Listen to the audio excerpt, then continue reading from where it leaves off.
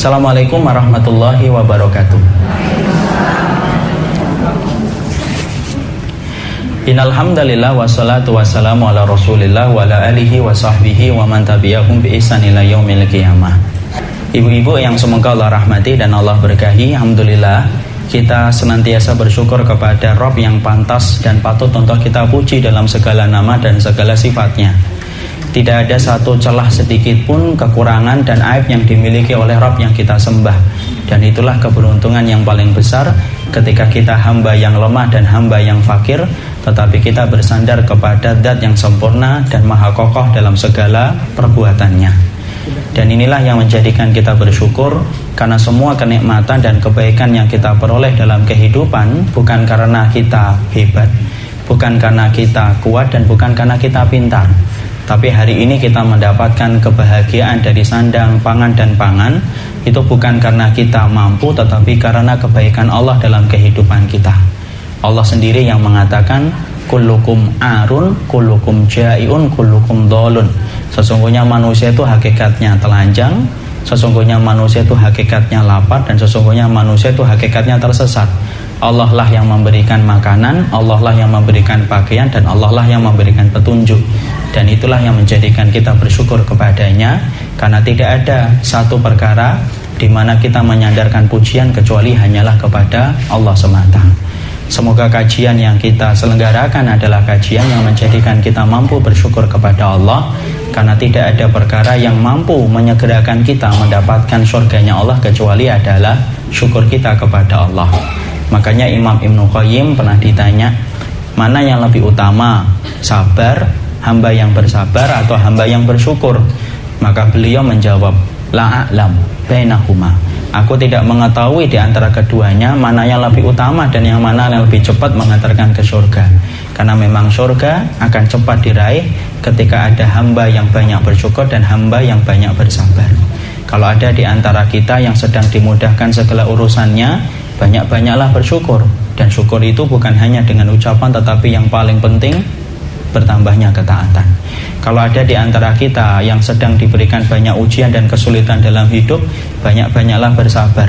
Karena sesungguhnya jalan ke surga tidak ditaburi dengan bunga mawar dan bunga yang indah, tapi jalan ke surga memang ditaburi dengan penuh onak dan duri yang menjadikan kita sering merasa kesakitan. Tapi Allah meminta supaya kita bersabar sampai pada waktu yang telah Allah janjikan.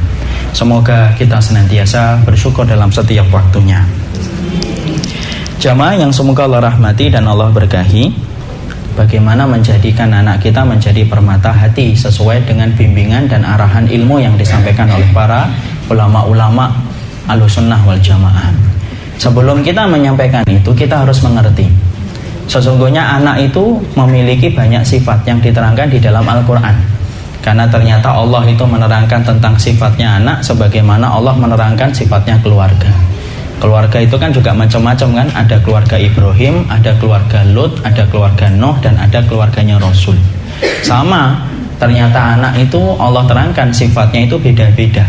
Dan Allah terangkan di dalam surat, di dalam Al-Quran, 4 sifat yang dimiliki oleh anak kita.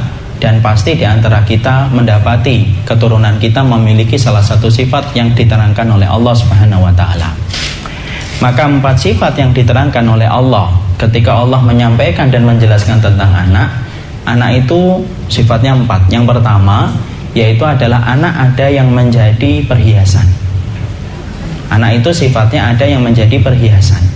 Sebagaimana kita baca di dalam surat Ali Imran ayat yang ke-14, Zuyyina linnasi hubbus syahawati minan nisa'i wal banin. Allah itu jadikan hiasan syahwat kita ada pada wanita dan ada pada anak-anak. Di situ Allah menyampaikan kepada kita salah satu sifat anak yaitu adalah menjadi perhiasan bagi ibu dan bapaknya. Makanya sering kan kita mendapati anak-anak kita ini menjadi perhiasan bagi kita. Kita membanggakan tentang anak kita tanpa kita merasa risih untuk merendahkan diri kita. Ibu sering nggak mendapati ada orang cerita, walaupun saya tidak hafal Al-Quran Ustaz, anak saya hafal 2 juz. Dia rela membodohkan dirinya sendiri untuk mengangkat anaknya. Kenapa? Dia berhias dengan anaknya ketika anaknya memiliki kelebihan yang tidak dimiliki oleh dirinya ketika menjadi orang, ketika dia memiliki anak. Kita lihat pula bagaimana seorang bapak terkadang membanggakan anaknya, walaupun saya orangnya hitam tapi anak saya putih ya. Walaupun saya orangnya pesek tapi alhamdulillah anak saya mancung. Kenapa sih kok orang itu rela merendahkan dirinya, padahal ketika dia dibilang pesek sama temennya berujung kepada pertengkaran hebat. Ketika dia dibilang hitam sama tetangganya berujung kepada permusuhan 2 tahun tidak bicara dan bertegur sapa. Tapi ketika dia mendapati dirinya anaknya lebih ganteng dari dirinya, lebih cantik dari dirinya, kita rela merendahkan diri kita, karena memang persis kata Allah, zuyyina, Allah menghiasi anak itu menjadi perhiasan. Jadi ada anak kita itu yang kemudian sifatnya menjadi perhiasan. Makanya kadang-kadang kalau kita mendapati ibu, ada salah satu teman kita yang terlalu membanggakan anaknya, walaupun mungkin menurut kita berlebihan, tidak usah dibenci dan tidak usah untuk kita komentari. Kenapa? Itulah fitrahnya. Setiap orang pasti membanggakan anaknya, walaupun ia merendahkan dirinya, walaupun dia menyampaikan kekurangan dan aib dirinya. Selama anaknya yang naik, maka dia rela melakukan itu, karena itu merupakan bagian dari fitrah. Itu yang pertama. Jadi anak-anak itu yang menjadi perhiasan. Yang kedua, yaitu adalah anak yang kemudian dia menjadi musuh. Sebagaimana Allah terangkan di dalam surat At-Taghabun ayat ke-14 pula. Allah menerangkan bahwasanya ya ayyuhalladzina amanu inna min azwajikum wa auladikum atuwallakum fahdharuhum. Surat At-Taghabun ayat yang ke-14. Allah menerangkan sifat yang kedua, anak itu ada yang mereka itu menjadi musuh. Allah menyampaikan di dalam salah satu ayatnya yang mulia, wahai orang yang beriman, sesungguhnya di antara istri-istri kalian dan sesungguhnya di antara anak-anak kalian itu ada yang menjadi musuh. Makanya kita dapati beberapa kisah nyata, baik dalam lintas sejarah ataupun kita dapati dalam diri kita, kita mendapati bahwasanya anak itu menjadi musuh bagi orang tuanya. Orang tuanya berkata ke barat, maka kemudian anaknya ke timur. Kita mendapati orang tuanya bilang ke utara, anaknya bilang ke selatan. Dan dia betul-betul menjadikan orang tuanya meneteskan air mata, berkalang dalam kesedihan, karena betul-betul dia menjadi musuh. Makanya jangan kaget kalau kita mendapati di akhir-akhir zaman ini, kita mendapati ada anak membunuh orang tuanya hanya karena tidak dibelikan motor. Kita mendapati pula ada seorang ayah ataupun seorang ibu dijadikan budak dalam tanda kutip oleh anaknya, yaitu adalah bagaimana anak-anaknya meminta handphone yang mahal, ibunya harus menabung super ekstra untuk memberikan itu, sampai dia merelakan waktunya supaya mampu membelikan gadget yang mahal untuk anaknya, walaupun kemampuannya tidak sampai kepada tahap itu. Di situ kita mendapati ada anak yang menjadi musuh. Dimana ketika kita mendapati itu, kita harus paham, kalau sudah mendapati anak menjadi musuh, seakan-akan semua harta kita menjadi tidak berharga, seakan-akan semua kenikmatan hidup itu hambar kalau sudah mendapati anak kita layaknya musuh bagi ibu dan bapaknya. Tapi kita harus paham, kenapa sih ada anak yang bisa menjadi musuh? Para ulama menjelaskan, anak itu bisa menjadi musuh karena 2 sebab dan 2 kemungkinan. Yang pertama, karena memang Allah memberikan itu menjadi ujian bagi ibu dan bapaknya. Allah ingin melihat batas kesabaran ibu dan bapaknya ketika Allah memberikan itu anaknya sebagai ujian, sebagai musuh bagi ibu dan bapaknya. Sebagaimana siapa? Sebagaimana Nabi Nuh. Nabi Nuh itu adalah orang yang paling sabar di antara para rasul, karena beliau pemimpin ulul azmi. Sampai-sampai Allah saja berfirman, fasbir kama sabara ulul azmi. Kamu itu sabar gitu loh, sebagaimana para rasul yang termasuk ulul azmi. Dan pemimpin ulul azmi itu adalah Nabi Nuh alaihi salam. Tapi kenapa kok putranya betul-betul memusuhi Nabi Nuh? Apakah ada yang salah itu dengan airnya, dalam tanda kutip airnya Nabi Nuh sampai kemudian putranya Kanan itu tercipta? Enggak. Nabi Nuh tidak ada kekurangannya, karena beliau seorang nabi dan nabi itu sifatnya maksum, terjaga. Kenapa Allah berikan anak putranya Kanan itu betul-betul memusuhi beliau? Karena Allah ingin menguji dan memberikan kesabaran bagi Nabi Nuh alaihi salam.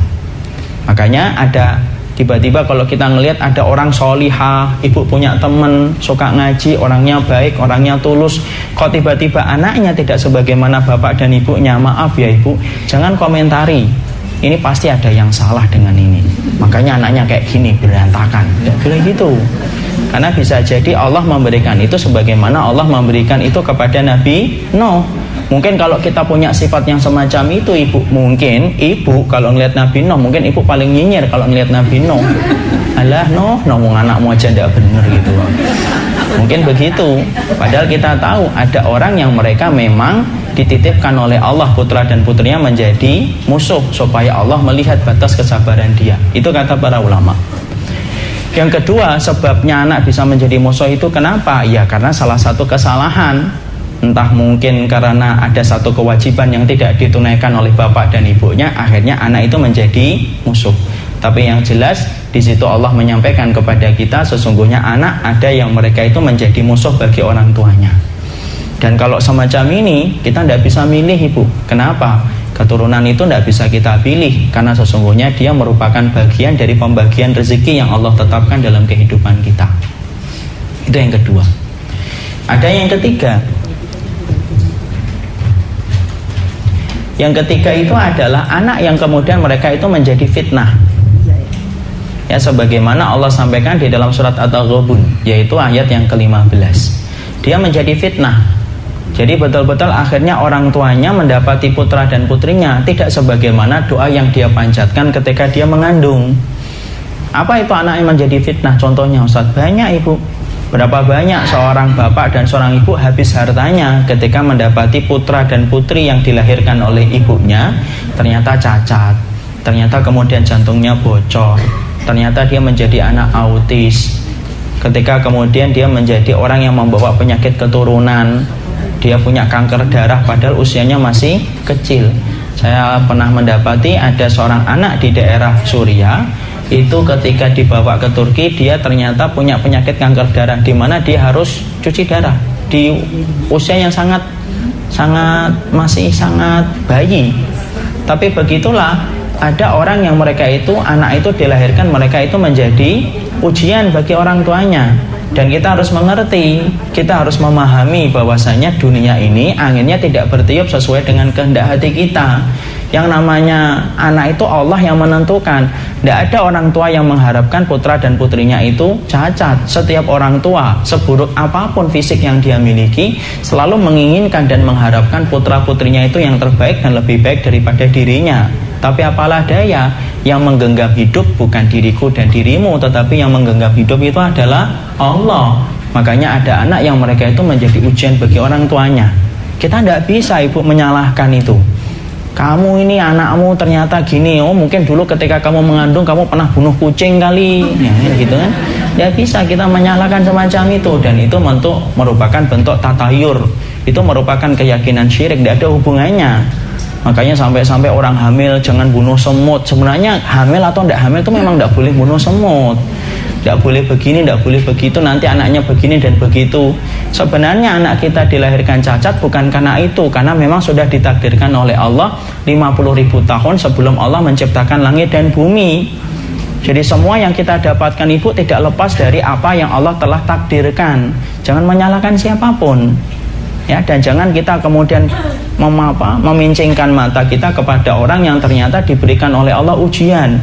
Tidak ada ibu-ibu yang pengen anaknya itu cacat. Anak yakin ibu, kalau dia boleh memilih, pasti dia akan memilih matanya yang biru, rambutnya yang pirang, kulitnya yang putih untuk anak dia. Tapi kan masalahnya anak itu kan bukan menu masakan yang bisa kita pilih selayaknya di restoran. Itu sudah dipilihkan oleh Allah. Makanya ada yang ketiga, anak itu menjadi ujian. Saya ceritakan, bukan saya ingin supaya kita ngambil pelajaran aja.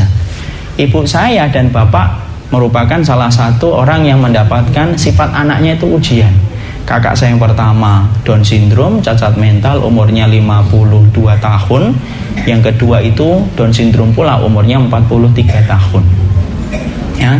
Dan itu kemudian apa konsekuensinya bagi ibu dan bapak? Bagi ibu saya, beliau harus merawat, beliau harus mendampingi, kemudian kalau makan harus dikondisikan, kalau mandi harus dikondisikan, kalau buang air harus dikondisikan, ngelepas baju harus dikondisikan. Seumur hidupnya beliau sampai beliau meninggal dunia.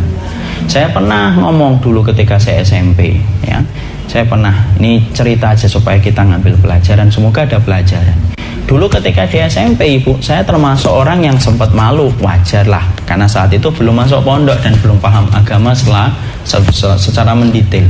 Tapi saya pernah tanya sama ibu, kenapa ya bu kita tidak mendapatkan keluarga yang normal? Saya punya kakak yang normal, saya bisa curhat sama dia kalau saya lagi ada masalah, saya ingin nyampaikan apapun gitu. Terus ibu saya menjawab, ya nak, yang namanya hidup, kadang-kadang kita tobat belum tentu nasuha, kadang istighfar belum tentu khusyuk untuk menghapuskan dosa. Tapi kalau kamu dititipi ujian dari Allah, maka cukup sabar, maka setiap harinya kamu akan gugur dosa-dosamu. Kata-kata itu saya pegang sampai sekarang. Makanya saya kemudian nyari ibu ketika di pondok. Ketika saya sudah bisa membaca kitab, ibu tahu nggak permasalahan fikih apa yang saya cari ketika saya sudah bisa membaca kitab? Saya tuh nyari pertama kali hisab tentang anak-anak yang lahir dalam keadaan cacat. Jadi kalau misalkan ada anak ibu yang autis atau yang nggak sesuai harapan ibu, nah ternyata ada jawabannya. Para ahlu sunnah itu menyatakan anak-anak yang dilahirkan Down syndrome, gila, idiot, kemudian autis tingkat yang parah, maka mereka nanti tidak dihisab atas sholat, tidak dihisab atas sedekah, tidak dihisab atas haji dan umrah. Kenapa? Karena mereka tidak terkena beban pikiran, tapi mereka cuma dihisab dengan satu pertanyaan saja. Kamu mengerti diriku? Kamu mengerti Allah? Mereka menjawab, kami mengerti engkau ya Allah. Maka mereka dimasukkan ke surga tanpa hisab, untuk mengganti betapa sulitnya kehidupan mereka ketika di dunia. Dan itu kesempurnaan Allah. Makanya Masya Allah, jadi kalau kita mendapati ada salah satu anak kita ternyata sakit, bocor dan yang lainnya, memang kita sedih. Dan saya yakin seorang ibu akan berkata, lebih baik saya yang mati daripada melihat anak saya mati, lebih baik saya yang sakit daripada melihat anak saya sakit. Tapi apalah daya ibu, angin tidak bertiup sesuai dengan kehendak hati kita. Hidupmu dan hidupku miliknya Allah, dan Allah yang mengatur, karena Allah sebagai pencipta dan kita hanyalah makhluk. Jadi ada yang ketiga, yaitu adalah anak itu yang berfungsi sebagai menjadi fitnah, menjadi ujian bagi orang tuanya. Yang keempat, anak itu kemudian ada yang bersifat menjadi permata hati. Allah sampaikan itu di dalam surat Al-Furqan ayat yang ke-74. Allah menyampaikan, yaitu adalah ketika Allah menyampaikan dalam Al-Furqan 74. Apa itu doanya, Mat? Ada yang hafal? Waj'alna lil muttaqina imama. Apa awalnya? Rabbana hablana min azwajina wa dzurriyyatina qurrata a'yun waj'alna lil muttaqina imama. Di situ Allah menyampaikan kepada kita ayat yang keempat, di mana menerangkan tentang sifat anak kita yang keempat itu apa? Sifat yang keempat yaitu adalah Allah memberikan kepadanya anak yang menjadi permata hati. Di mana anak permata hati adalah anak yang paling didamba-dambakan oleh setiap manusia yang beriman, setiap insan yang bertakwa, setiap hamba yang beriman kepada Allah. Kenapa? Karena sesungguhnya permata hati merupakan puncak investasi yang paling tinggi dalam urusan di akhirat. Oleh karenanya, dalam kesempatan hari ini kita membicarakan bagaimanakah kita memperhatikan anak kita menjadi permata hati. Karena ternyata menjadikan anak kita permata hati itu bukan perkara yang gampang. Tidak semudah kita membalikkan tangan. Berapa banyak ustadz saja gagal menjadikan anaknya itu permata hati. Berapa banyak ada nabi pula yang juga gagal menjadikan anaknya permata hati, kayak Nabi Nuh. Karena ternyata menjadikan anak menjadi permata hati merupakan perkara yang sulit.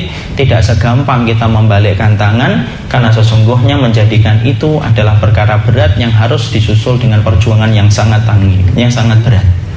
Makanya sebelum kita membicarakan tentang apa itu yang disampaikan oleh Imam Ibnu Qayyim, supaya anakku, anakmu, keturunanku dan keturunanmu menjadi anak-anak permata hati, maka kita harus paham apa sih hebatnya kalau kita memiliki anak yang solih, Ustaz? Karena terkadang kita tidak paham keutamaan kita memiliki anak yang solih. Kita sering, maaf ya ibu ya, bukan saya menyindir profesi, tidak semua profesi baik. Tapi kadang-kadang kita sering membanggakan anak kita ketika anak kita insinyur, anak kita dokter, anak kita arsitek, tanpa kita mengerti apakah mereka solih ataukah tidak.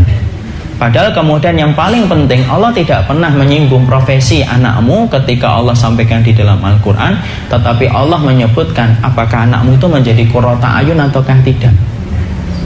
Makanya kemudian Masya Allah, karena sesungguhnya ternyata setidaknya ada 3 keutamaan yang Allah berikan kepada anak-anak kita ketika anak itu berhasil menjadi anak yang solih. Ketika anakku dan anakmu menjadi anak akhirat, tidak ada yang paling beruntung kecuali adalah ibu dan bapaknya. Kalau anak kita akan menjadi hambanya dunia saja, maaf ya ibu mungkin akan membanggakan di dunia, tapi ibu tidak bisa membanggakan sedikit pun mereka ketika di akhirat. Makanya kemudian para ulama menyebutkan ada 3 dahsyatnya keutamaan yang Allah berikan kepada anak ketika anak kita menjadi anak yang solih. Makanya saya hari ini kalau melihat ada seseorang, teman saya, kemudian teman saya ternyata punya anak, ternyata anaknya itu pintar, saya tidak terlalu ghibthah, saya tidak terlalu iri. Kalau melihat anaknya ternyata cakep, lebih cakep dari bapaknya, maka saya tidak terlalu ghibthah, saya tidak terlalu iri. Tapi kalau saya melihat ada teman saya atau seorang ustadz, ada tetangga ataupun jamaah yang ternyata saya melihat ternyata anaknya itu solih, berkumandang adzan, langsung dia mengajak bapaknya untuk ke masjid, ternyata di masjid dia khusyuk, justru saya iri betul. Kenapa? Karena Masya Allah urusan akhirat dari urusan ibu dan bapaknya betul-betul akan dibantu oleh anaknya ketika anaknya mengerti ketaatan dia kepada Allah dan Rasulnya. Nah sekarang kita bahas dulu 3 keutamaan apa yang Allah berikan kepada kita selaku orang tua ketika mendapati anak kita menjadi solih dan solihah. Maka yang pertama yang sering saya ulang-ulang, yang pertama adalah ketika anak kita, keturunan kita, apapun profesinya, pintar ataupun tidak, kaya ataupun tidak, tapi dia orang yang takut kepada Allah, maka fahami ibu, yang pertama dialah yang akan melapangkan orang tuanya dengan memberikan syafaat bagi orang tuanya supaya orang tuanya masuk ke dalam surga. Karena ternyata syafaat itu bukan hanya datang dari Nabi, syafaat itu bukan hanya datang dari bacaan Quran, syafaat itu bukan hanya dari surat Al-Baqarah yang kita baca, tapi di antara 10 syafaat yang ditetapkan oleh ahlu sunnah, salah satunya syafaat itu apa? Yaitu syafaat yang diberikan oleh anak-anak kita yang solih. Hadis riwayat Muslim begitu gamblang menjelaskan tentang itu. Dalam hadis riwayat Muslim, Rasulullah SAW gamblang banget menjelaskan itu. Ketika Nabi mengatakan kepada anak-anak yang solih, yang ternyata mereka karena kesolihan mereka, hisab mereka menjadi ringan. Ingat ibu, ciri khasnya orang yang beriman dalam kehidupan akhirat, hisab mereka itu ringan. Kenapa? Sedikit dosanya, sedikit yang dihisab. Ya, makanya Allah mengatakan fasawfa yuhasabu hisaban yasira. Mereka akan dihisab dengan hisab yang ringan. Jadi makanya kalau ada orang kok dihisab lama ataupun sampai didebat di dalam hisab, pastikan orang itu celaka. Jadi kalau ada orang kok dihisab sampai Allah mendebat, kamu bohong, bukan, Allah mendebat gitu, itu pasti ujungnya neraka orang itu. Lah ada anak-anak yang soleh yang hisab mereka itu ringan. Ketika mereka dihisab, mereka sudah dulu selesai. Di mana tempatnya seseorang hamba ketika hisabnya sudah selesai? Tidak ada tempat dia berjalan kecuali menuju kepada surganya Allah. Ketika dia berada di pintu surga, dia melihat ke dalam surga, tidak menjumpai bapak dan ibunya. Allah berfirman, Allah mengatakan kata Nabi, udkhulul jannata, mbok kalian itu masuk ke dalam surga. Lalu anak-anak itu kemudian ketika tidak menjumpai bapak dan ibunya di dalam surga, maka anak-anak itu siapa yang dia ingat pertama kali? Yang dia ingat pertama kali ibu dan bapaknya ibu. Jadi ada beberapa kondisi ketika orang itu tidak ingat siapa-siapa. Ketika dia ditimbang, dia nggak ingat siapa-siapa kecuali dirinya. Yang kedua, ketika melewati sirat, dia tidak ingat siapa-siapa kecuali dirinya. Dan yang ketiga, ketika pembagian kitab. Jadi ada 3 kondisi manusia tidak ingat siapapun kecuali dirinya. 1, ketika dia dihisab oleh Allah. Yang kedua, ketika dia ditimbang oleh Allah. Kemudian yang kedua, ketika dibagikan kitab. Nah itu dia betul-betul stres itu semua orang itu. Yang ketika melewati sirat. Jadi ketika anak itu sudah melewati sirat, ketika sedang melewati sirat kan nggak ingat siapa-siapa, kata Nabi, la yadkur ahadun ahadan fi salasati mawatin, kata Nabi. Tidak akan ingat orang itu dengan siapapun dalam 3 perkara itu. Tapi setelah melewati sirat, siapa pertama kali yang dia ingat? Bukan istrinya, bukan anaknya, bukan siapapun. Yang dia ingat dulu itu ibu dan bapaknya. Kalau dia solih.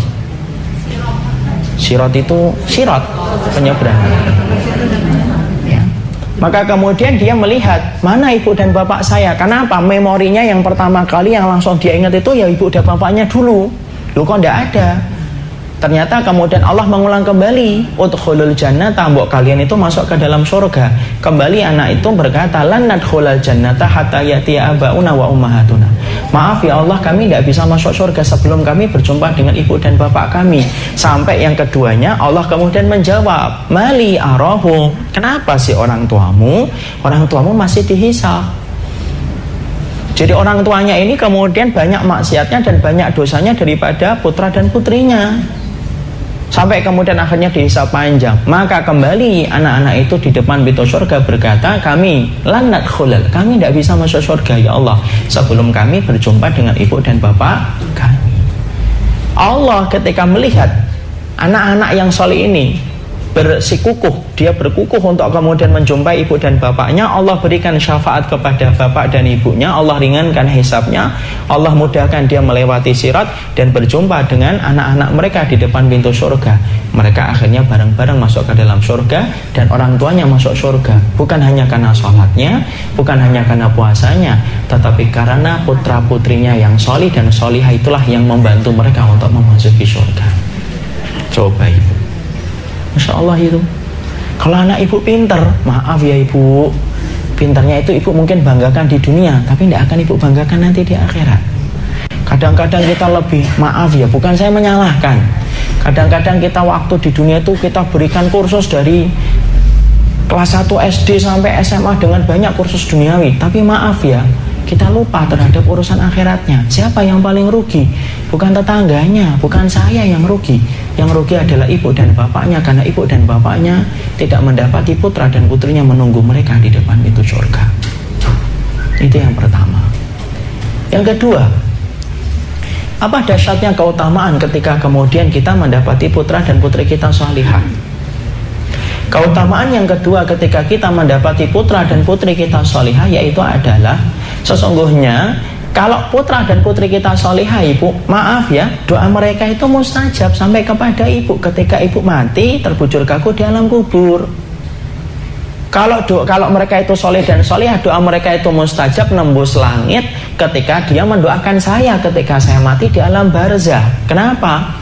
Karena anak yang solih adalah anak yang mendoakan orang tuanya dan doa mereka itu mustajab.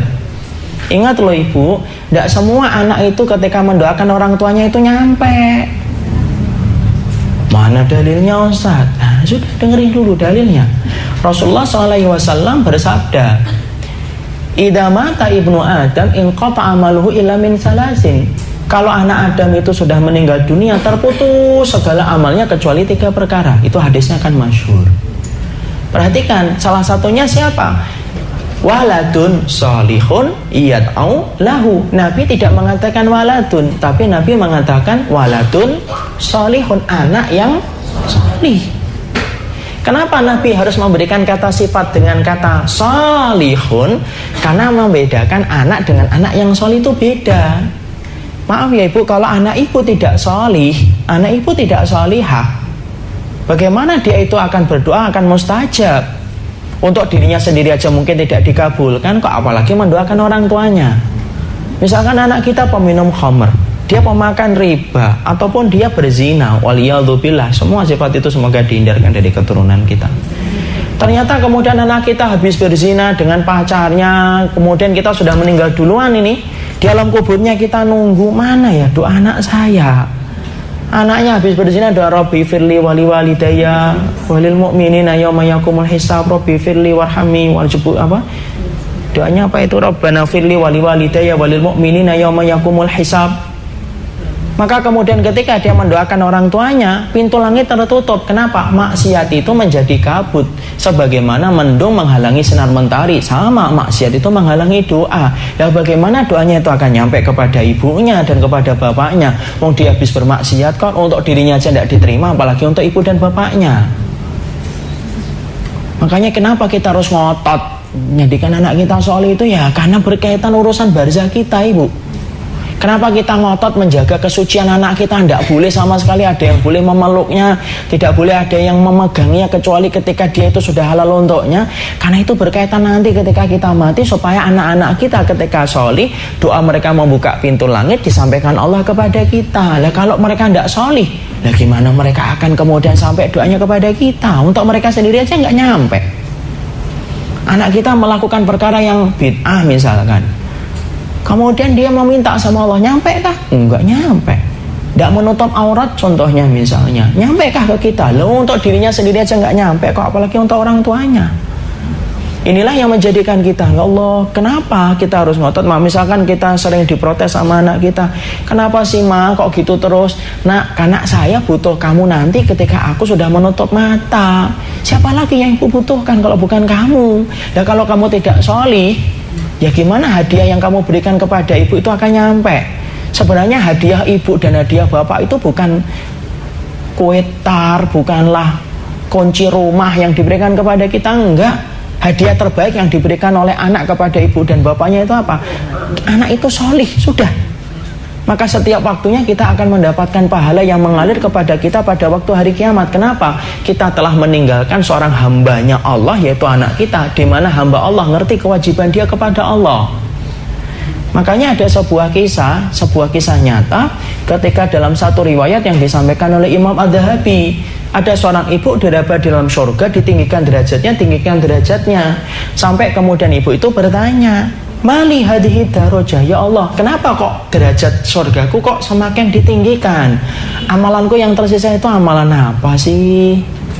Kemudian dijawab oleh Allah, bi istighfari ibniki salih, tidaklah aku tinggikan derajatmu ini kecuali karena anakmu yang sholih yang senantiasa mendoakan dirimu. Dan di situ Allah menyampaikan apa? Anakmu yang sholih. Jadi kalau anak kita berantakan walaupun dia kaya, ibu, yang kita sedihkan kita sendiri. Kalau kita sudah ngeji ilmu kan, buat apa nak kayanya kamu kalau kamu tidak datang ke masjid? Buat apa kayanya kamu kalau kemudian kamu tidak ngerti kewajiban kamu kepada Allah, tidak berani untuk meninggalkan yang haram, tidak berani meninggalkan pekerjaan yang syubhat? Karena apa? Yang jadi korban pertama kali bukan kamu, tapi ibu. Nanti ketika ibu mati, walaupun kamu fasih berdoa, tidak akan nyampe kepada Allah dan tidak pernah nyampe kepada ibu. Itu yang menjadikan akhirnya kita paham. Berarti anak yang sholih dahsyat. Kenapa? Dia cepat membuka pintu langit dan menjadikan doanya nyampe secara kilat kepada ibu dan bapaknya.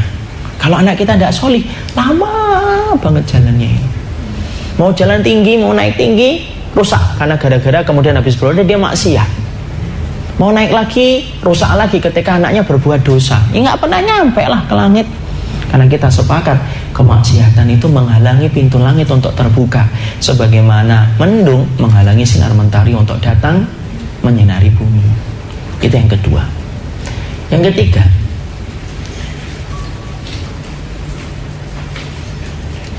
ketiga, apa sih dahsyatnya kita kemudian memiliki anak yang sholih?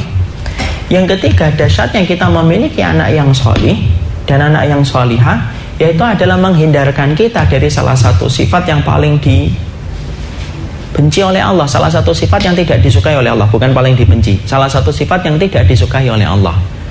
Apa itu salah satu sifat yang tidak disukai oleh Allah?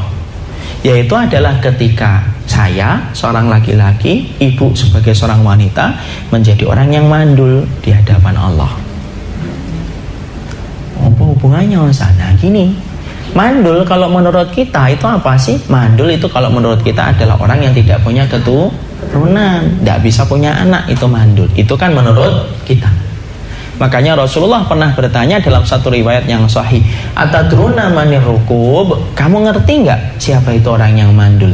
Qalu, para sahabat menjawab, alladzi la yuladu lahu ya Rasulullah, yang nggak punya anak itu mandul ya Rasul. Nabi mengatakan, enggak, bukan itu. Ar-rukub min ummati, orang yang mandul di antara umatku bukan orang yang tidak punya keturunan. Tapi orang yang mandul di antara umatku adalah orang yang mereka dititipin oleh Allah banyak anak, tapi tidak ada satupun anak yang dia miliki itu bermanfaat untuk agama Allah. Artinya tidak ada anaknya yang sholih. Artinya apa? Anaknya walaupun banyak, Islam tidak mendapatkan manfaat dari dirinya. Banyak kan ibu, kadang-kadang kita punya banyak, kita ngelihat ada orang banyak anaknya, tapi semua anak yang banyak yang dia miliki ternyata tidak ada satupun yang bisa membawa manfaat untuk Islam. Misalkan anaknya 10-10-10-nya tuh cuek sama Islam, tidak pernah perhatian sama agama. Maka kemudian orang yang memiliki banyak keturunan tetapi dia gagal menjadikan keturunannya menjadi keturunan yang sholih, yang bisa membawa manfaat kepada agama Allah, pastikan dia menjadi orang yang mandul. Dan ketika kita memiliki putra dan putri yang sholihah, maaf ya, maka dengan itu membebaskan sifat kita di hadapan Allah, bahwasanya kita tidak menjadi mandul di hadapan Allah. Berapa banyak orang yang mandul di hadapan kita tapi dia tidak mandul di hadapan Allah, dan berapa banyak orang yang tidak mandul di hadapan kita tapi ternyata dia menjadi mandul di hadapan Allah. Ini untuk umum semuanya, entah keluarga ustadz, keluarga ikhwan, keluarga orang yang baru ngaji, semuanya bisa jadi kita bisa menjadi mandul. Makanya ketika kita berhasil mencetak anak kita menjadi anak yang betul-betul ngerti iman dia kepada Allah, maka sesungguhnya ar-ruqub itu kemandulan, terhindar dari sifat kita. Bisa jadi rahim kita sehat, tapi ternyata rahim kita itu mandul di hadapan Allah. Kenapa? Berapapun janin yang dititipkan oleh Allah ke dalam rahimnya, tidak ada satupun janin itu yang ternyata ketika lahir membawa manfaat untuk agama Allah, dan tidak membawa manfaat kepada sunnahnya Rasul. Kan akhirnya apa? Tidak ada manfaatnya. Ini kayak orang mandul aja. Sama kayak orang kafir kan. Orang kafir punya keturunan enggak? Punya. Tapi keturunan orang kafir bermanfaat untuk agama Allah? Ya enggak. Bermanfaat untuk sunnahnya Rasul? Enggak juga. Maka kemudian dengan kita menjadikan anak kita menjadi anak yang sholih, maka sesungguhnya kita berhasil menjadikan diri kita tidak menjadi mandul di hadapan Allah. Ibu boleh kok pergunakan bahasa ini untuk disampaikan kepada anaknya. Nak, ibu tidak mau jadi mandul. Loh gimana bu? Kan ibu punya anak saya. Iya, tapi kalau kamu tidak taat sama Allah, kamu tidak pernah memperhatikan agama Allah kayak apa, tidak pernah memperhatikan sunnahnya Rasul, maka ibu ini akan dianggap mandul oleh Allah ketika keberadaan dirimu itu tidak membawa kebaikan untuk Islam. Bedakan dengan para sahabat ibu. Para sahabat itu putra-putranya membawa harumnya Islam, itu putra-putranya para sahabat-sahabat Nabi dan sahabat-sahabat wanita Nabi. Ummu Salamah punya Anas bin Malik. Tuh kita mendapatkan hadis kan, mengharumkan sunnah. Kita mendapati Umar ibnu Khattab. Siapa putranya? Yaitu adalah Ibnu Umar. Ada Asim. Putra-putra mereka mengharumkan nama, mengharumkan sunnah. Mereka tidak menjadi mandul di hadapan Allah. Nuruddin Al-Zanki yang menjadi bapaknya Salahuddin Al-Ayyubi, ya, Nuruddin Al-Ayyubi itu ternyata kita mendapati bapak dan ibunya Salahuddin Al-Ayyubi sebelum mereka menikah itu memang meniatkan anak mereka itu diwakafkan untuk agama Allah. Makanya ada seorang wanita, saya lupa namanya, ketika dia dilamar banyak laki-laki selalu dia tolak. Ketika ditanya, kenapa kamu selalu tolak? Karena aku tidak mendapati mereka mampu mewujudkan cita-citaku. Ditanya kepada wanita itu, loh cita-citamu apa sih? Aku punya cita-cita laki-laki yang menikahi diriku siap menjadikan keturunanku menjadi keturunan yang membebaskan Baitul Maqdis dari cengkraman salibis. Ternyata ketemu dengan seorang pangeran yang mana ini pangeran juga mencari, saya ingin mencari seorang istri di mana punya cita-cita menjadikan keturunannya menjadi pembebas Al-Maqdis. Ketemu, nikah, lahirlah Salahuddin Al-Ayyubi. Merasakan manfaatnya enggak mereka? Islam itu merasakan manfaatnya. Putra-putri mereka ada yang bernama Salahuddin Al-Ayyubi membebaskan Baitul Maqdis dari cengkraman bengis salibis selama puluhan tahun. Ya, jadi kalau kemudian kita tidak berhasil menjadikan anak kita sholih dan anak kita sholihah, maka sesungguhnya kita menjadi mandul, dan itulah yang akan memberatkan dakwah di masa mendatang ibu. Kalau kemudian kita hari ini ibu tidak memperhatikan, tidak ikut bareng sama para ustadz, tidak ikut bareng sama orang yang sholih, ibu kontribusi untuk menjadikan anak kita sholih, Masya Allah, saya memikirkan beban dakwah nanti 20 tahun, 30 tahun itu beratnya kayak apa ibu. Hari ini saya merasakan dakwah sudah beratnya luar biasa. Fitnah, ujian, tidak pernah selesai. Saya kira itu, ya Allah, tidak pernah selesai. Kalau sekarang aja kita dakwah aja sudah semakin berat menghadapi berbagai macam dari luar, belum dari dalam eker-ekeran, bertengkar, saling memfitnah, saling menghujat. Lah kerjaan dakwah itu menjadi lebih berat lagi 30 tahun lagi ketika ditambah anak-anak kita juga tidak pernah sholih. Coba kayak apa itu dakwah? Makanya Masya Allah, Sampaikan kepada anak-anak kita, bahasakan dengan bahasa hadis. Nah, ibu tidak mau jadi mandul, sampaikan aja mandul itu apa. Kalau kamu tidak pernah perhatian sama Allah, tidak pernah perhatian sama Rasul, ibumu nanti dianggap mandul. Dan ibu tidak ada harganya emas yang ibu miliki, jam yang ibu miliki, rumah yang ibu miliki, kalau ternyata saya hanyalah mandul di hadapan Allah. Supaya anak itu diajak mikir bagaimana dia memikirkan tentang nasib orang tuanya di akhirat. Jadi katakan sama anak kita, nak, kalau kamu tidak bisa ngasih rumah sama ibu, tidak bisa menghajikan ibu, tidak bisa ngumrahin ibu, tidak usah sedih, tidak apa-apa. Banyak sahabat yang mereka juga gagal kok mengumrahkan atau menghajikan orang tuanya. Tidak apa-apa. Kenapa? Karena haji dan umrah itu kewajiban bagi yang melaksanakan. Kalau dia mampu, sudah. Kalau ibu tidak mampu, ya sudah, gugur kan. Kadang-kadang anak kita kan, saya ingin banget menghajikan. Itu juga tidak apa-apa, itu mulia. Tapi katakan sama dia, yang paling penting bukanlah ketika kamu menghajikan, kamu bermanfaat untuk agama Allah, kamu ikut ke masjid, kamu bantu masjid apa yang kemudian mereka sedang kerjakan. Walaupun kamu cuma angkat air, ibu lebih senang itu. Kenapa? Itu yang menjadikan ibu tidak menjadi orang yang mandul. Ada kegiatan di sekolah, kegiatan Islam, kamu jadi panitianya, nak. Entah kamu jadi penggembiranya juga tidak apa-apa. Tapi agama Islam mendapatkan manfaat dari kamu.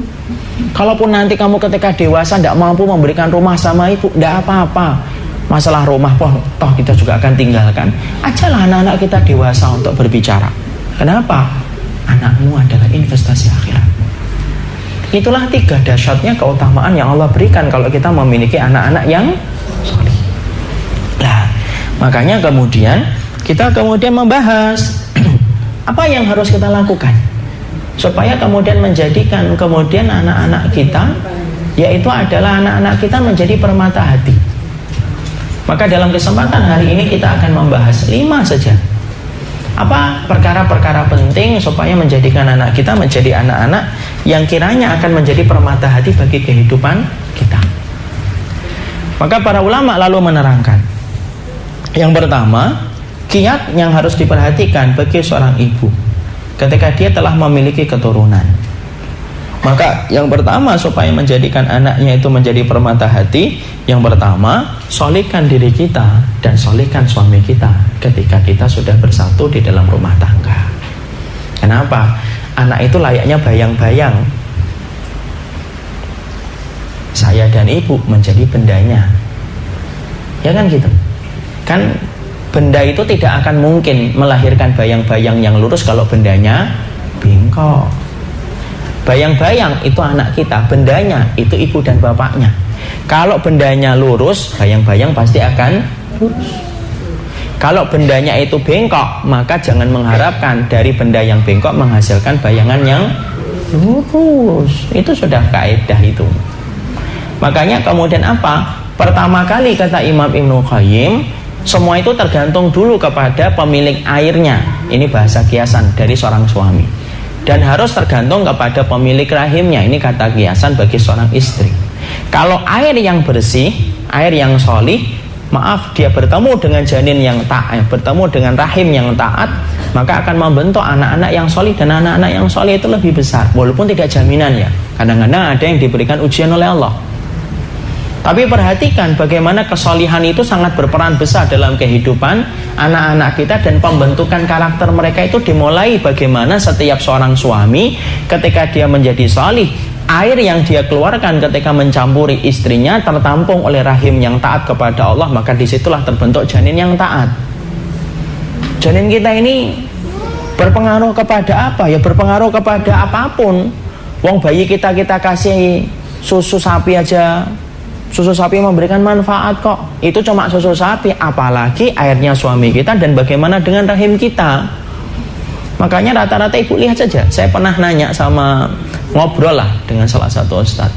Ketika ketika beliau banyak melihat anak-anak yang hafal Quran sejak balita. Kan ada kan buku balita hafal Quran. Saya tanya kepada sang ustadz itu, apa ya ustadz ya?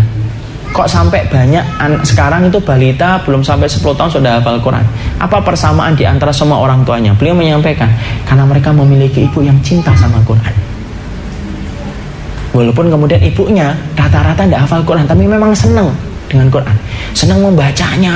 Terus ketika kemudian mengandung, Apa yang dibaca oleh ibu ngalir nggak kepada rahim? Ngalir ibu. Wong ibu kemudian minum es saja berpengaruh sama janin kok.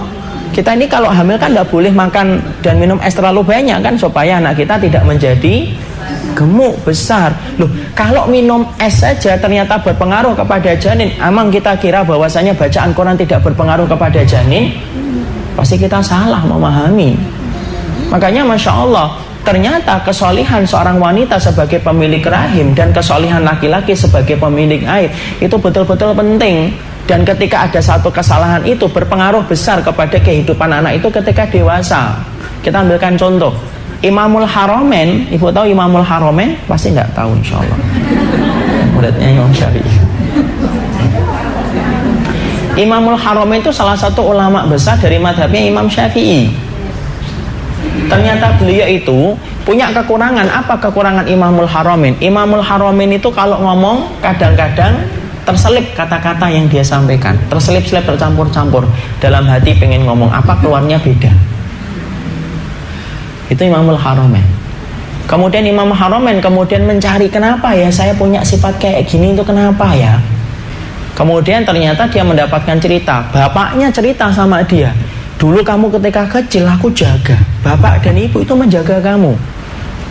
Di antara penjagaan yang diberikan oleh bapaknya Imamul Haromen rahimahullahu ta'ala itu apa? Yaitu adalah supaya anak itu hanya betul-betul disusui sama ibunya dan orang-orang yang betul-betul terpercaya dalam iman dan ketakwaan. Jangan gampang-gampang menyusukan ibu. Apalagi ngambil susu dari bank susu. Kita tidak tahu siapa susunya. Dalam sunnah tidak boleh itu. Kalau tidak keluar susu kita, ya ambil orang yang betul-betul solihah, yang ibu tahu ini solihah ini. Kenapa kok butuh kayak gitu? Perhatikan ceritanya ini. Maka ketika satu waktu ketika kamu nangis, Imamul Haromen ketika masih kecil nangis, ketika diletakkan nangis, ketika kemudian mungkin haus, ibunya pergi, masuklah tetangganya. Tetangganya ini seorang budak, milik tetangganya, bukan milik bapaknya Imamul Haromen. Melihat bayi itu nangis, timbul rasa iba. Diambil susu, diambil si Imamul Haromen yang masih kecil, disusuin sama kemudian dia.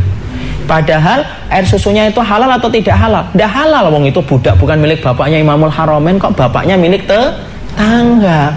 Dan ternyata kita juga tidak ngerti apakah budak itu solihah ataukah tidak. Ternyata susuan itu membentuknya Imamul Haromen, sampai Imamul Haromen ketika dewasa kalau ngomong terselip kata, yang di dalam hati ngomong gini keluarnya beda. Dan itu disampaikan Imamul Haromen untuk menyampaikan apa? Itulah pengaruh besar terhadap apa? Ternyata air susu, rahimnya seorang wanita, ketaatannya seorang wanita, kebaikannya seorang laki-laki, itu merupakan satu kesatuan yang membentuk bagaimana ketika keturunan itu kelak menjadi dewasa. Ibu tahu nggak, penyakit gula itu nurun sampai 6 keturunan, itu hanya penyakit gula. Kalau anak kita sampai kemudian suka dengan tayangan porno, jangan salin anak loh. Mungkin orang tuanya, mungkin bapaknya atau ibunya juga pernah kecanduan itu ketika dulu. Wallah alam loh. Tapi kalau kita ngelihat ini, bisa jadi terjadi. Kalau ternyata kemudian orang tuanya itu suka berdusta, ya jangan salahin kalau ternyata anak kita kemudian suka berdusta. Oh, penyakit gula aja nurun sampai 6 keturunan kok. Ya kan? Makanya Masya Allah, kadang-kadang kan kita suka menyalahkan begini dan begitu. Ya tidak bisa kita salahkan. Jangan menjadikan anak itu, yaitu adalah kambing hitam. Dan jangan menjadi orang tua pemadam kebakaran. Muncul masalah baru kita nyari solusi. Pemadam kebakaran kan gitu. Ada nggak pemadam kebakaran yang datang sebelum terjadinya kebakaran? Tidak ada. Ngapain Pak di sini? Insya Allah jam 2 nanti kebakaran. Tidak ada. Lah banyak orang tua itu modelnya pemadam kebakaran, bukan dia menjaga dari awal, dia menjadi soleh. Jadi setelah nikah harus betul-betul bertobat, meninggalkan sesuatu yang salah. Kenapa? Karena kalau dia tidak mengerti itu, maka itu bisa menjadi sesuatu yang dibawa kepada anak. Apakah itu namanya dosa keturunan, Ustaz? Tidak ada dosa keturunan, tapi benih itu bisa membentuk itu. Ya, dan kita tidak bisa nafikan itu, Ibu. Imam Abu Hanifah itu sama. Imam Abu Hanifah rahimahullahu ta'ala, Imam Abu Hanifah itu Masya Allah Ibu, orang yang terkenal dalam masalah qiyas. Mana dimana para ulama menyampaikan, Imam Abu Hanifah kalau sudah ngomong gunung ini emas, tidak ada yang tidak percaya kalau gunung itu emas. Kenapa? Saking kuatnya setiap kata dan teori yang disampaikan oleh Imam Abu Hanifah. Itu Imam Abu Hanifah. Tapi tahukah kita, Imam Abu Hanifah juga kadang-kadang kayak Imamul Haramain, kalau ngomong tiba-tiba terselip.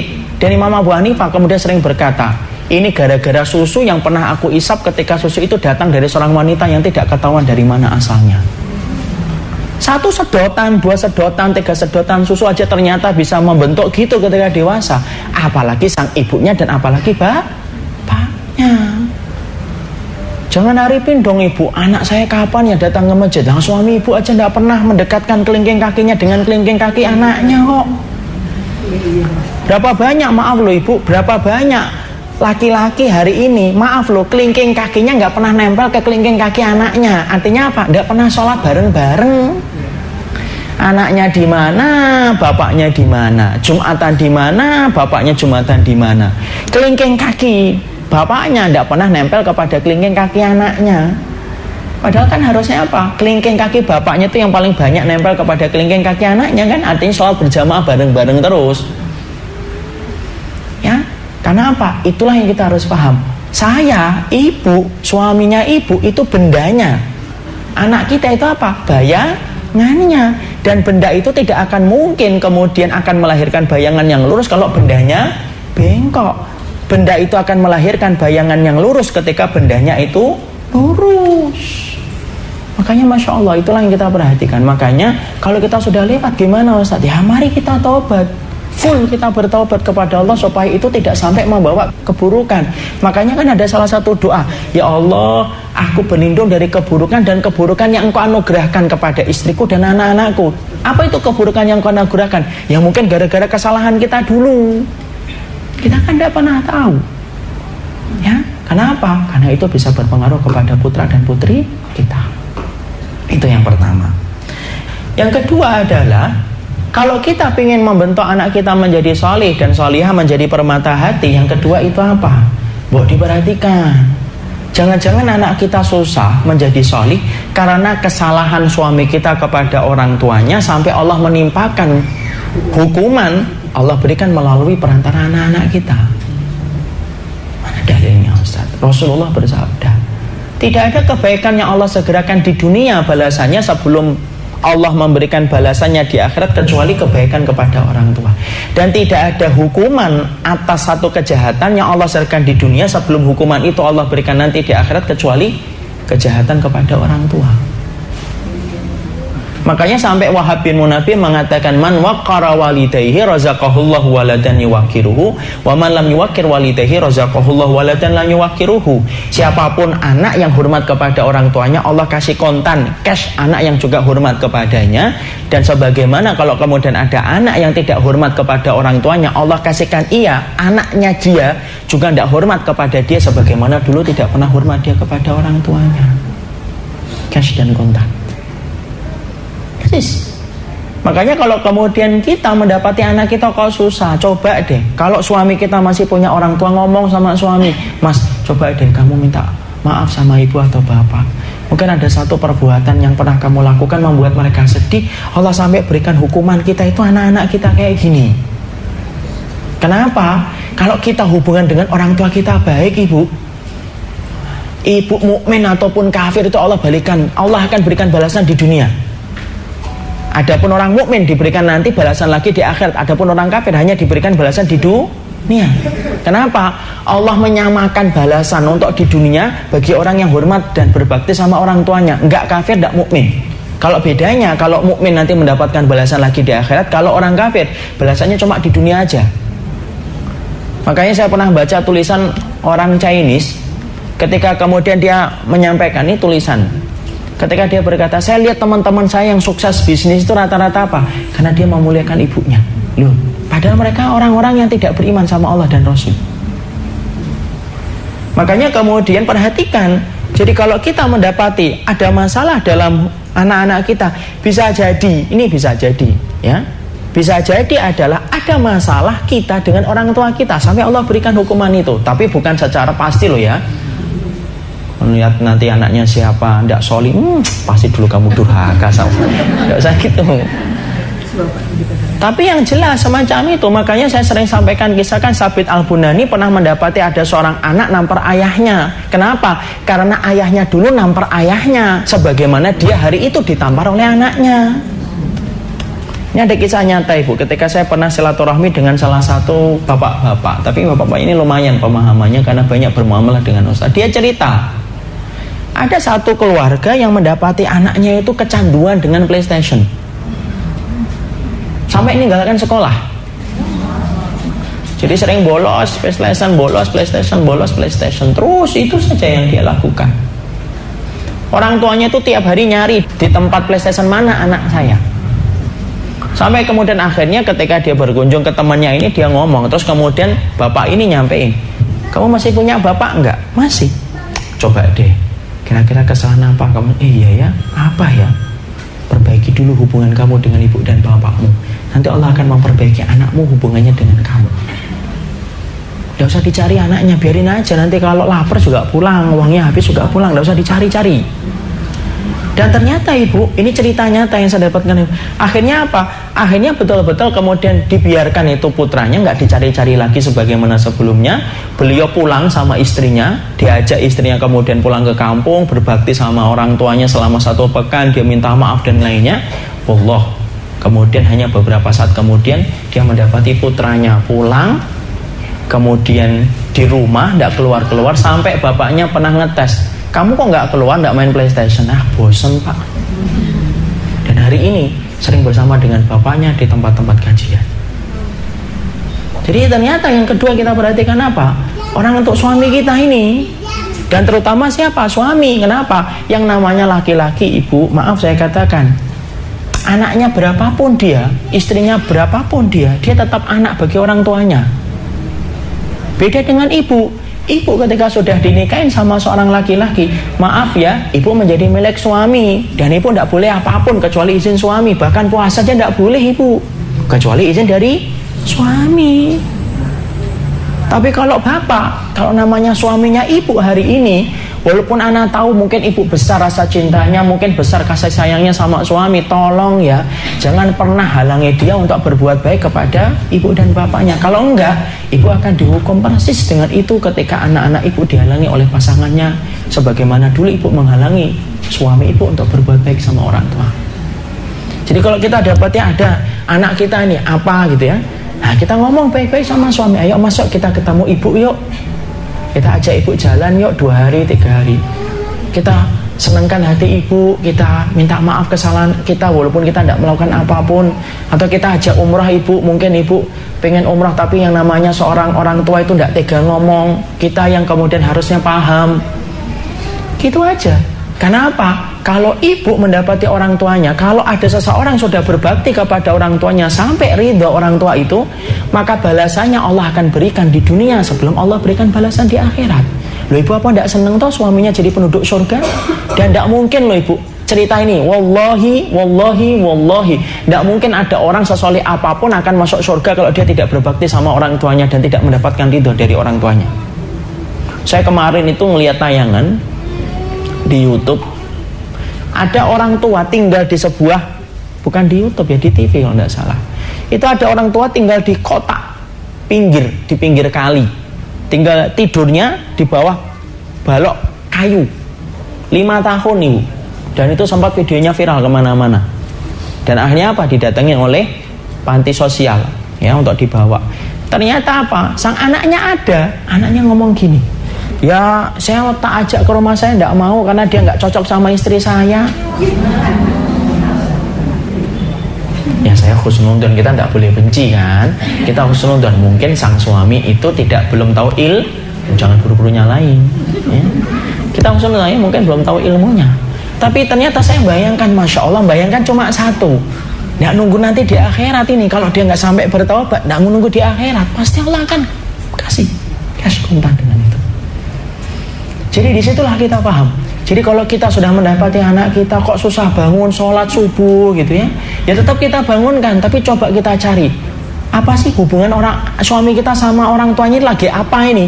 Jangan-jangan suami kita lagi marah karena mungkin orang tuanya lebih memilih adiknya dari suami atau kakaknya suami, mungkin lebih sayang itu, akhirnya suami kita marah. Kadang-kadang kan cerita sama istri, ibu itu sama dia itu sayang banget sama aku, tidak sayang. Jangan malah dikompor-komporin. Betul mas, memang gitu yang aku rasain itu. Memang kamu nggak usah kesana sering-sering. Jangan jadi istri kompor. Justru malah kita ngademin supaya apa? Supaya anak kita pun diberikan oleh Allah kebaikan. Itu yang kedua. Yang ketiga kita singkatkan. Yang ketiga itu apa? Yang ketiga adalah perhatikan makanan. Ketika kita suapkan kepada anak-anak kita, jangan suka memberikan makanan-makanan yang syubhat dan makanan-makanan yang haram, karena sesungguhnya tidak mungkin anak kita akan terbentuk di dalam kebaikan dan kesolihan kalau dia mendapatkan makanan yang haram dan makanan-makanan yang syubhat. Itu yang ketiga. Kemudian yang keempat kita singkatkan. Yang keempat yaitu adalah berdoa. Jangan meremehkan doa. Dan alhamdulillah hari ini saya bersama dengan ibu-ibu, dan pemilik doa yang mustajab bagi anak itu doanya seorang ibu. Dan ini cukup panjang sebenarnya, tapi ala kulli hal sempatkanlah waktu yang mustajab, berdoa apapun kecuali kebaikan. Jangan ngomong apapun ibu kecuali kebaikan. Kadang-kadang kita suka bersandar, alah nanti susah beneran. Kenapa sih Ustaz kayak gitu? Karena kita lupa perkataan Nabi. Ketika Nabi bersabda, "Fala taqulu ilal khair fa innal malaikata yu'minuna ala ma taqulun." Kalau ngomong itu ya yang baik, karena malaikat itu suka mengaminkan apapun yang kita ucapkan. Makanya kalau ngomong sama anak, semarah-marah apapun ibu, kalau marah suruh anaknya pergi. Kasih SOP mulai sekarang, nak, kalau ibu sudah mulai marah, kamu langsung pergi ya. Kenapa? Salah satu tipsnya ketika kita marah itu jangan berhadapan dengan orang yang kita sedang marah kepadanya. Kenapa? Omongan ini tidak bisa dikontrol. Makanya sampai ada satu doa yang indah kan, ya Allah aku minta keridhoanmu dalam marah dan lapang. Kenapa? Banyak orang yang mendapatkan ridhoannya Allah ketika lapang, tapi tidak mendapatkan ridhoannya Allah ketika marah. Makanya saya teringat ada sebuah kisah nyata dari Arab Saudi, saya baca dalam salah satu tulisan bahasa Arab, yaitu adalah ada seorang anak memecahkan kanvas ibunya, di mana kanvas itu merupakan hadiah dari ibunya, nenek dari sang bayi itu. Refleks ibu itu mengatakan, nah kamu mecahin kasnya ibu, ya Allah ini hadiah dari ibu, kamu nanti pecah kepalanya. Di mana dia ketika mengucapkan itu, ibu itu pun sudah lupa dengan omongan dia sendiri. Ketika dewasa, anaknya menjadi orang yang suka membangun bangunan. Sampai satu waktu dia mendapatkan telepon berdering dan diangkat, dan ternyata anaknya tertimpa bahan berat ketika sedang berada ini dan pecah kepalanya. Makanya disitulah kita menyampaikan doanya itu sangat mustajab. Kemudian yang ke-5, tanamkan kepadanya akidah. Jangan hanya fikih tok ibu. Nah, bedakan antara akidah dengan fikih itu. Kita ini kadang-kadang seneng anak kita bisa adzan, bisa iqomah, tapi tidak paham tentang akidah. Padahal yang paling penting itu apa? Akidah. Ikatan hati yang paling pokok itu akidah. Sampaikan kepadanya surga, neraka, tentang akidah, keterikatan dia kepada Allah. Dan ibu tidak bisa ngasih kalau ibu tidak punya. Fakitu syai' la yu'ti. Yang kosong tidak bisa ngisi yang kosong. Yang kosong tidak bisa ngisi. Tapi teorinya apa? Yang berisi baru bisa mengisi. Lah ibu disampaikan ulama harus ngisi akidah, tapi saya tidak paham akidah Ustaz. Nah itu nggak gimana mau ngisi akidah? Pelajari akidah, datangnya kajian ilmu, bertambah urusan akidah kita kepada Allah supaya kita mampu menyampaikan kepada putra dan putri kita. Barakallahu fikum, ini yang dapat kita sampaikan. Jadi ringkasannya adalah anak itu sifatnya ada berapa? 4. 1, anak yang menjadi perhiasan, anak yang menjadi musuh, ada yang menjadi ujian, dan anak yang menjadi permata hati. Anak yang menjadi permata hati itu dahsyatnya ada berapa? 3. 1, menjadikan kita mendapatkan syafaat. Yang kedua, menjadikan doanya ketika kita mati sampai kepada kita. Dan yang ketiga, menjadikan kita luput dari sifat mandul. Bagaimana menjadikan anak kita itu permata hati? 1, apa tadi? Ya, mensolehkan diri. Yang kedua, memperbaiki hubungan kita dengan orang tua kita. Yang ketiga, berikan makanan-makanan yang halal. Yang keempat, doa. Yang kelima, pahamkan akidah. Itu semuanya normatif teori ibu. Semuanya prakteknya ketika ibu pulang dari sini, dimulai perjuangan kita untuk menjadikan anak kita menjadi permata hati. Barakallahu fikum, ini yang dapat kita sampaikan. Semoga Allah memberikan keberkahan atas apa yang kita pelajari. Subhanakallahumma wa bihamdika asyhadu an la ilaha illa anta astaghfiruka wa atubu ilaika. Assalamualaikum warahmatullahi wabarakatuh.